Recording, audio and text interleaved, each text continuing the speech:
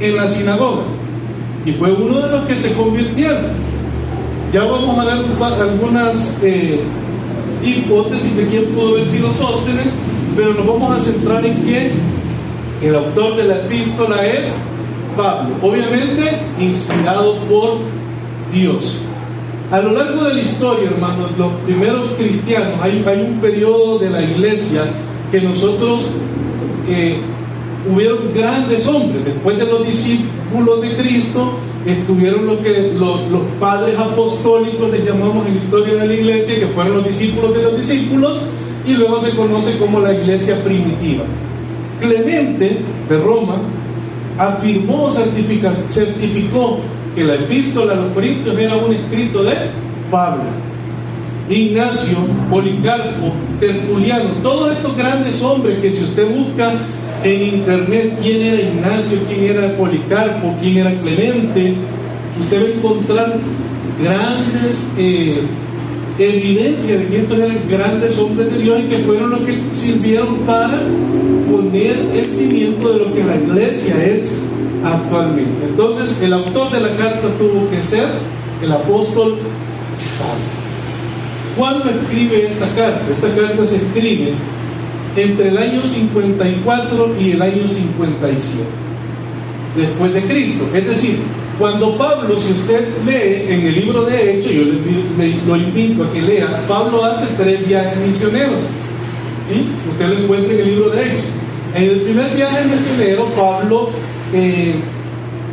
dentro de las iglesias que fundan el primer viaje misionero está la iglesia, por ejemplo, de Gálatas o la iglesia de Galacia.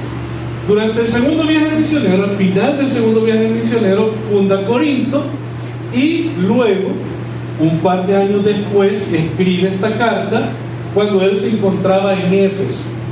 Es decir, Pablo estaba en Éfeso fundando la iglesia de Éfeso mientras escribía esta carta. Los destinatarios obviamente son la iglesia de Corinto,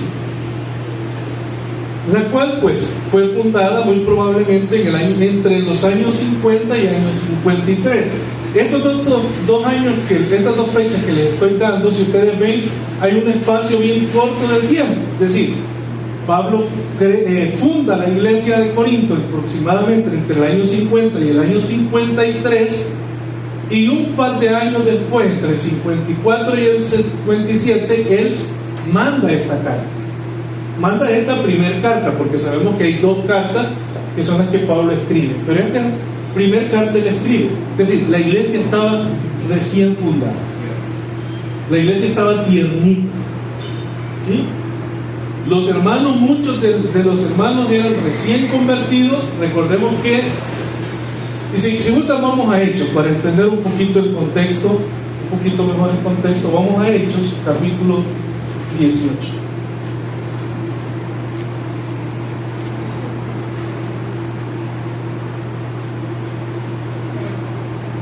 Hechos 18.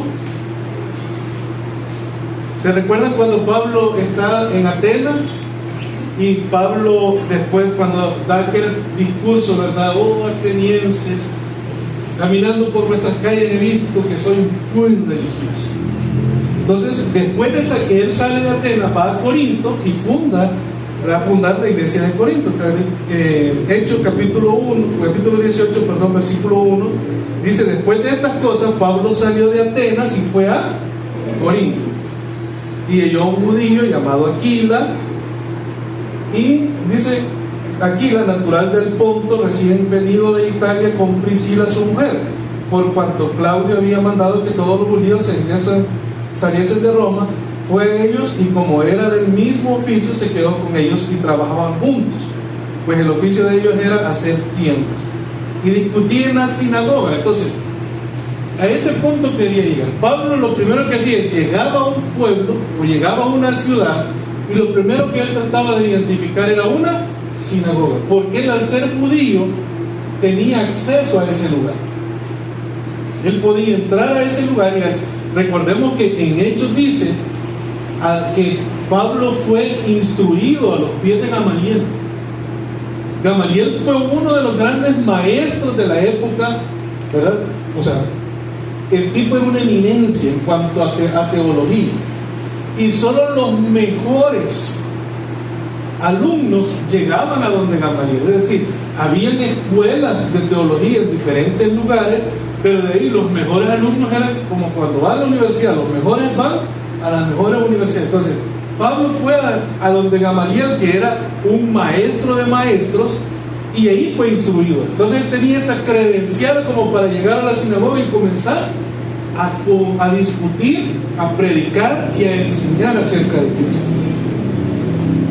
Dice el versículo 4: y discutía en las sinagogas todos los días de reposo y persuadía a los judíos y griegos.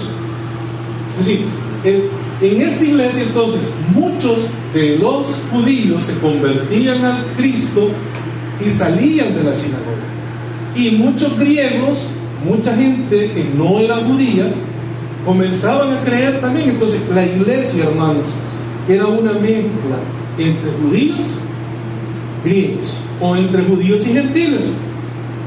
Era la iglesia primitiva, ¿sí? Y esto es importante porque vamos a comenzar a ver el contexto histórico de Corinto. El contexto histórico de Corinto es quizás uno de los más complejos que puede haber, porque Corinto era una ciudad portuaria, es decir, Corinto era un puerto. En Corinto era un puerto que estaba ubicado estratégicamente en el Mediterráneo. En el mar Mediterráneo, Corinto, el mar Mediterráneo tenía una zona que son difíciles de navegar, y para la época mucho más, pero donde estaba Corinto era una zona estratégica, entonces había mucho comercio en Corinto. Si lo queremos ver en la actualidad, el canal de Panamá, todo el comercio que viene de Asia a América tiene que pasar por el canal de Panamá. Ahí pasa todo el comercio. Yo nunca he ido, pero me han contado que en el canal de Panamá usted encuentra africanos, asiáticos, estadounidenses, de todas las razas hay ahí. ¿Y por qué le pongo este contexto? Porque lo mismo ocurría en Corinto. Todo el comercio, todo el que quería ir a Grecia tenía que pasar por Corinto. Entonces ahí había de diferentes nacionalidades, de diferentes pensamientos, de diferentes filosofías y también de diferentes religiones. Ahí había de todo. Es que esto era como aquel condimento que usted ocupa en Navidad, que le llaman relajo. De todo. Ahí había de todo, hermano. Era un relajo de filosofía, y mucha de esa gente obviamente se estaba convirtiendo, hermano. Hablábamos con el hermano Pacheco antes de entrar al culto, que es una situación similar a lo que él enfrenta en las misiones que tienen ustedes, porque ahí encontramos gente con diferentes culturas, gente con diferentes tipos de religión de la que han venido, y de quienes Dios ha tenido misericordia, pero ellos en su corazón, en su mente, en su cultura, en sus pensamientos, en sus tradiciones, siguen teniendo lo mismo que vivieron sus papás, que les enseñaron sus abuelos. Y le voy a poner un ejemplo. Yo cuando vi a la niña, la nieta del hermano, lo primero que se me vino a la mente, ¿qué creen que fue? La voy a ir a chingar. ¿Por qué? Porque la puedo guiar. ¿Sí? Porque yo así fui criado. A mí mi mamá me dijo: no, somos ojos fuertes, y usted tiene que chingar. Todo niño que usted vea lo tiene que chingar. ¿Por qué? Porque lo puede guiar. Y es la cultura, es como a mí me criaron. Y tengo, hermanos, por la misericordia de Dios, tengo ya 24 años de ser cristiano, y no he podido quitarme eso de la mente, porque es algo como lo que lucho todos los días de mi vida. ¿Sí? Entonces en Corintios pasaba algo similar. Había un comercio, era una ciudad próspera, había mucho comercio, pero mucho comercio. De hecho, habían dos puertos, no era solo un puerto, sino que estaba el puerto de Céncreta y Lequio. Es decir, en estos dos lugares se daba todo ese comercio, pero no solo era intercambio de mercancías, sino que también era intercambio de pensamientos, era intercambio de cultura, era intercambio de muchas cosas. Su cultura, aunque no era una ciudad donde habían universidades, ¿verdad? Para el momento en que Pablo fue, su cultura era griega, es decir, filosofía. Eran filósofos. O sea, estos tipos, por eso es que si ustedes ven, uno de los principales problemas que la iglesia enfrenta, o que Pablo aborda en la carta, es el tema de la resurrección. Si ustedes ven, ustedes estudian la epístola, y de hecho lo van a estudiar en su momento, el tema de la resurrección es un tema con el que la iglesia de Corintio tenía problemas. Ellos estaban enfrentados. ¿Cómo es posible que Jesús resucitó? Eso no puede ser. Eso no puede ser. De hecho, vamos a siempre en Hechos capítulo 18. Déjenme ver. Perdón, me fui a Corintio yo. Ahorita regreso a Hechos. Era un problema a tal punto que fue la causa de que Pablo saliera. ¿Lo ven?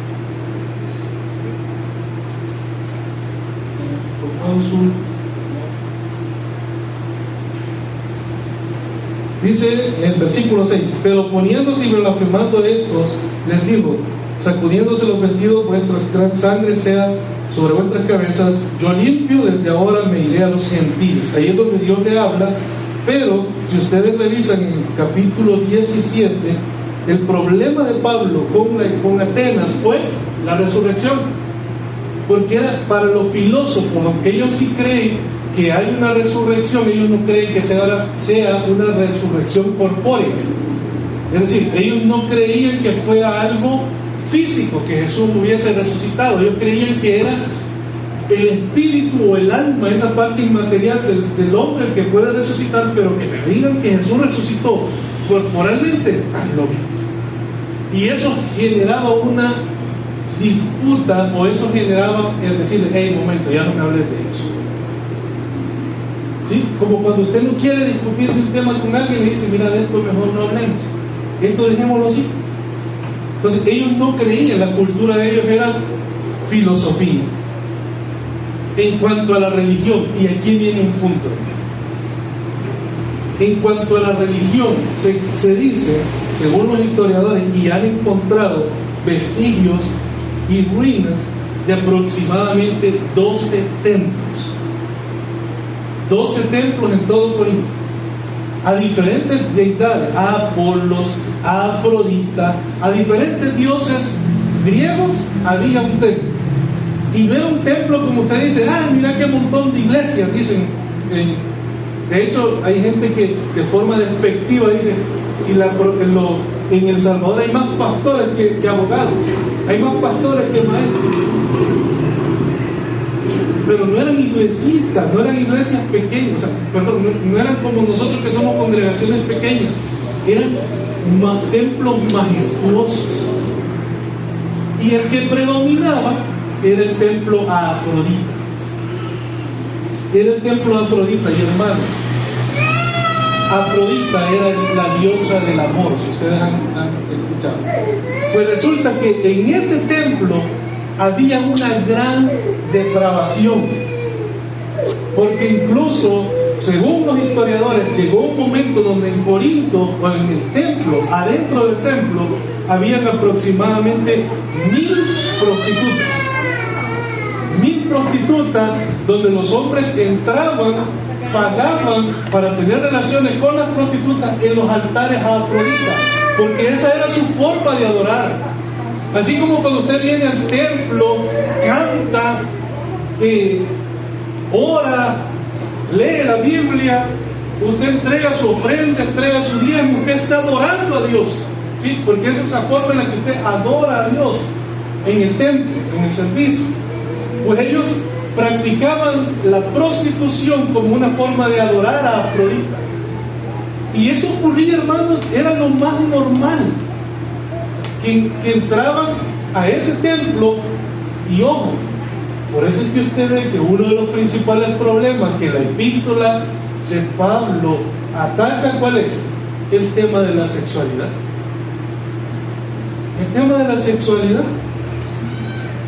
El tema de que, dice Pablo, hay tales cosas entre ustedes que entre los gentiles no ocurren, porque hay uno de ustedes que vive con la mujer de su papá. Es decir, estaba cometiendo incesto, estaba viviendo con su madrastra. Pero es tan complejo porque Pablo dice, ni aún entre los gentiles se dan esas cosas. Y miren lo que hacen en ese templo. Miren cómo adoran ellos a Afrodita. Miren la porquería que ellos hacen, pero aún ellos no hacen lo que ustedes dicen. Había división en la iglesia, había diferentes cosas, pero hermanos, ese es parte del contexto.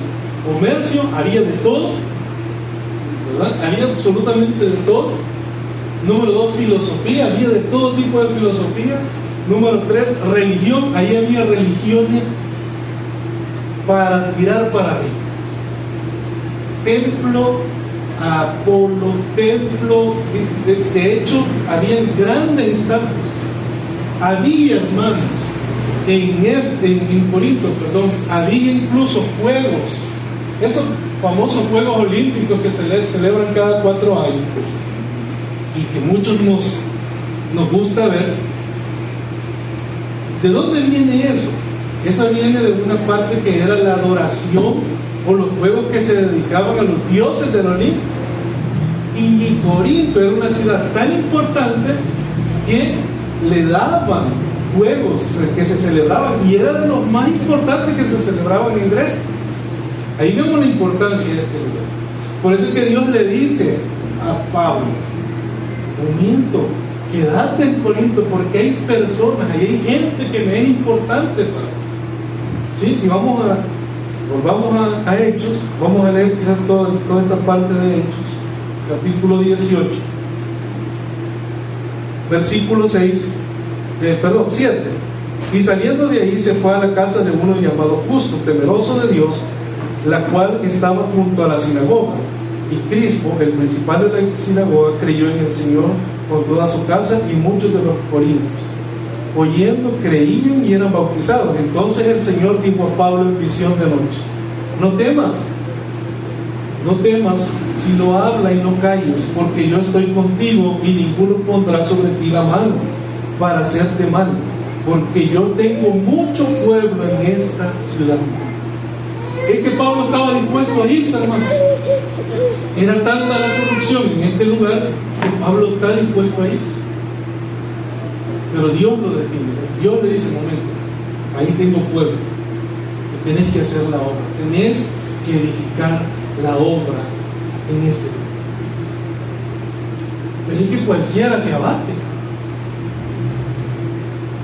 Cualquiera dice: no, ¿para qué voy a estar aquí? Era una ciudad sumamente corrupta. La moralidad era tan depravada la ciudad, o sea, era tanta la depravación en esta ciudad, hermano, que incluso había un concepto que se decía corintianizar. Tú te has corintianizado. Este está corintianizado. ¿Y qué significaba eso? Que era un carnal depravado, degenerado y todo lo que usted le pueda decir. Entonces, hermanos,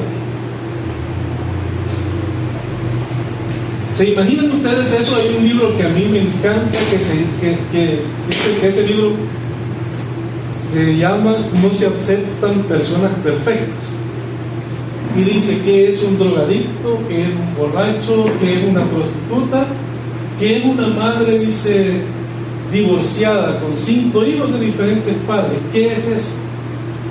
Y cualquiera de nosotros podría escandalizarse, ¿no? Bárbaro, como vive en ese pecado. Pero el autor de este libro dice: esos gente son probablemente una iglesia para eso. Porque acordémonos lo que dice la Biblia: de lo vil y menospreciado como Dios, para avergonzar a los sabios. Entonces la iglesia de Corinto, bueno, yo creo que esto, yo no sé si habrá un lugar acá donde usted le deja aberración pasar aquí en el Salvador. La avenida, borracho, prostituta, loco, esa hediondez que hay ahí, ¿sí o no que a usted le causa repudio pasar? Pues Pablo en una ciudad así se encontraba. Esto fue, hermanos, donde Dios se glorificó y donde Dios le dijo a Pablo, pondré pasarte más porque yo tengo mucho pueblo en esta ciudad. Usted y yo hubiéramos dicho, ¿cómo va a haber ciudad aquí para Dios? ¿Cómo va a haber gente para ver qué bueno puede salir de acá? Aquí no hay nada bueno. ¿Y saben algo? Versículo 11. Y se detuvo por 1 año y 6 meses enseñándoles la palabra de Dios. Pablo estuvo con ellos 1 año y 6 meses enseñándoles la palabra de Dios. Probablemente los problemas que usted encuentra en Corinto, Pablo los vivió en carne propia. Muy probablemente. Entonces, lo que estamos viendo, hermanos, es cómo Dios, en medio de esa depravación, se glorificó. Entonces, ¿qué fue lo que originó la carta? Y aquí vamos viendo ya por qué Pablo tiene que escribir esta carta. Es decir, todo tiene un propósito en la vida. Y es que fueron cosas por 3 razones muy, pero muy específicas que dieron origen a la carta. En primer lugar, se había recibido, Pablo recibe noticias, capítulo 1, 1 Corintios 1, versículos 11 y 12. Pablo dice, porque he sido informado acerca de vosotros, hermanos míos, por los de Clodio, que hay entre vosotros contienda. Es decir, lo primero que Pablo había sido informado es que había discordia dentro de la congregación. Había una serie de problemas, y creo, hermanos, que sí vamos a dejar para la siguiente propiedad. ¿Sí? Habían problemas entre ellos, había una serie de problemas que estaban ellos en conflicto, a tal punto que dice, quiero decir que vosotros, que cada uno de vosotros dice, yo soy de Pablo, yo soy de Apolos, yo soy de Cefas, y yo de Cristo. Es decir, había unos que decían que a mí no me gusta cómo predica el hermano José. A mí no me gusta cómo predica el hermano Pacho. Yo voy a ir cuando no predique. Y así tenía audiencia cada uno. Es decir, llegaba un grupo cuando predicaba un pastor, cuando predicaba el otro. Pero Pablo no estaba ahí, ni Pedro, ni Cristo. O sea, estos tipos cuando llegaban, había discordia entre ellos. Y en segundo lugar, le había llegado una carta de la congregación. Es decir, hay 3 hermanos que llevan una carta a Pablo, capítulo 7, versículo 1 de 1 Corintios. Hay 3 hermanos que llevaron una carta a Pablo, esta carta precisamente, y dice Pablo, en cuanto a las cosas que me escribisteis, bueno sería el hombre no tocar.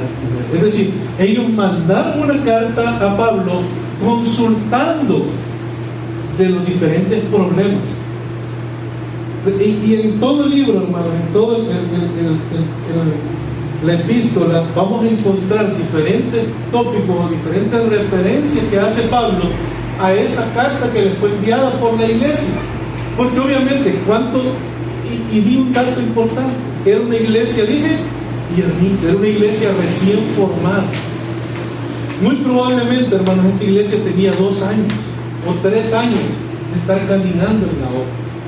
Era una iglesia recién formada, eran hermanos neófitos.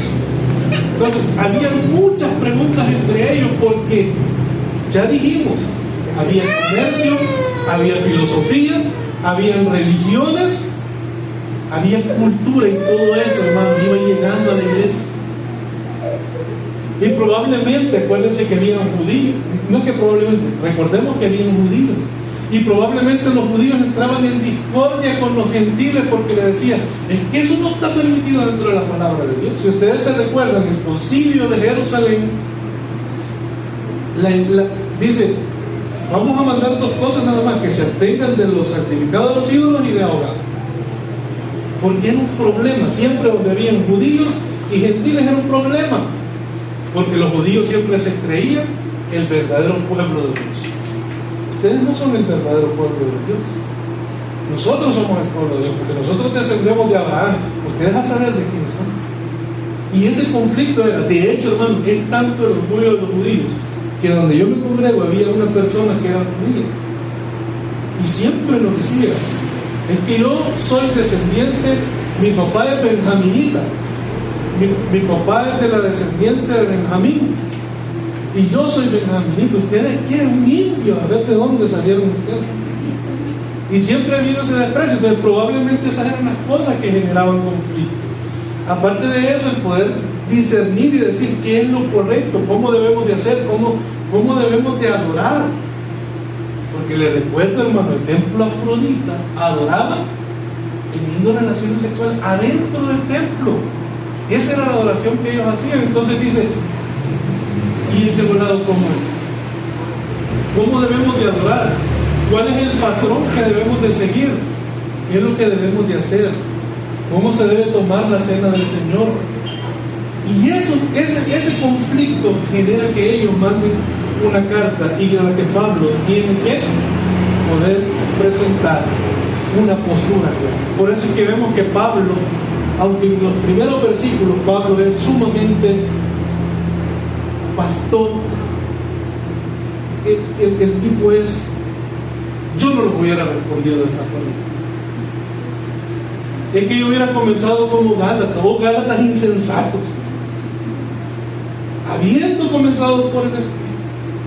Así hubiera comenzado, pero recordemos, era una iglesia recién fundada, estaban neófitos, estaban comenzando a caminar. Entonces ellos se ven en la necesidad de mandarle una carta a Pablo y decirle, Pablo, ayúdanos, no sabemos qué hacer, tenemos una serie de problemas. Y el tercer lugar es que primero, Pablo había recibido información de la iglesia, de Chloe, que habían divisiones. Número 2, ellos enviaron una carta, pero número 3, va una comitiva de la iglesia. Aquí, hermanos, también tenemos que identificar, y es la necesidad que esta gente tenía, porque viajan 3 personas a Éfeso para que Pablo pueda discutir con ellos y aclararles mucho. Acuérdense que Pedro dice, hay cosas en Pablo que son difíciles de entender. Y Pablo les había enseñado a ellos 1 año y medio, y probablemente muchas cosas no les quedaron claras o se les olvidaron, y no había tales de mandar un correo, hermano, ¿qué fue lo que dijiste acá? ¿Verdad? Había que ir. Entonces vino una delegación, capítulo 16, versículo 17 de 1 Corintios, siempre fue una comisión de 3 hermanos de la iglesia, ¿verdad? 16, 17.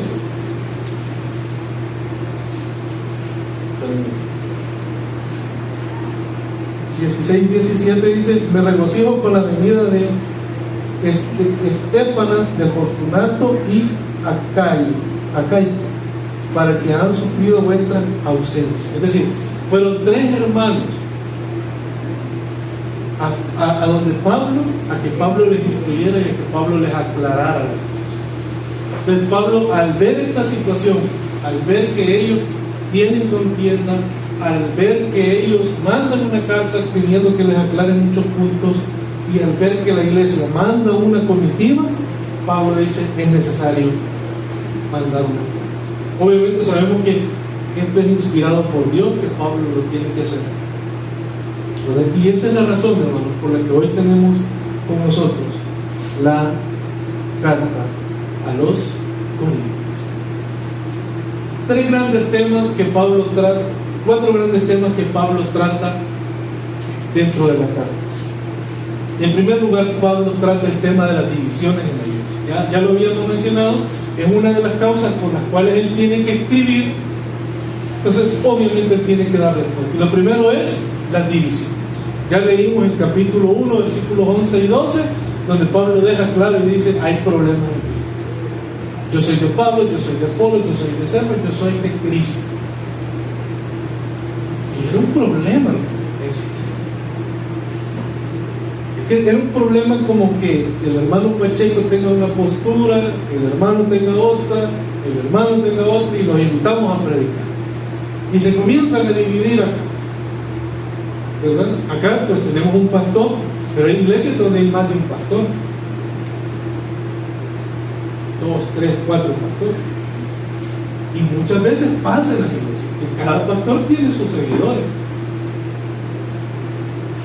pero al final Juan el Bautista, a mí me encanta cuando Juan el Bautista le dice: maestro, los discípulos es que están yendo con Jesús, estás quedando solo. Los discípulos de Juan el Bautista le dicen: ¿qué te pasa? No vas a hacer nada, que son mayor que él. ¿Qué dice Juan el Bautista? Yo no soy el novio, yo solo soy el amigo del novio.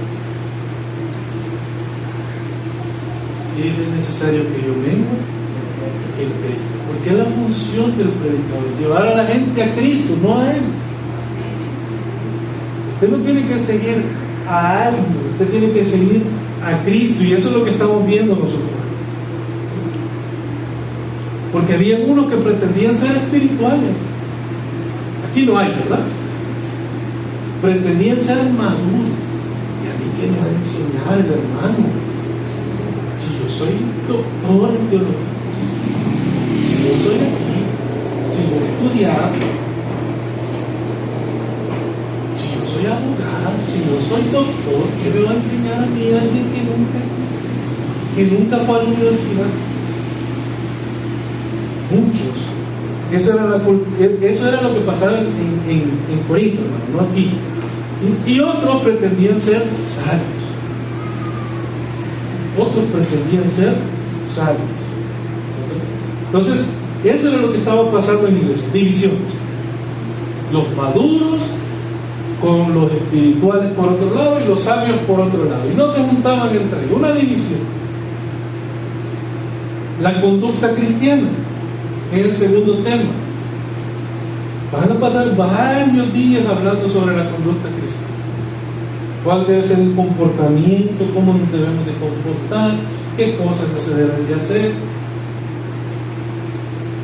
Tercer tema es el tema de la adoración. Pablo dedica varios capítulos a hablar acerca de la adoración, porque es necesario.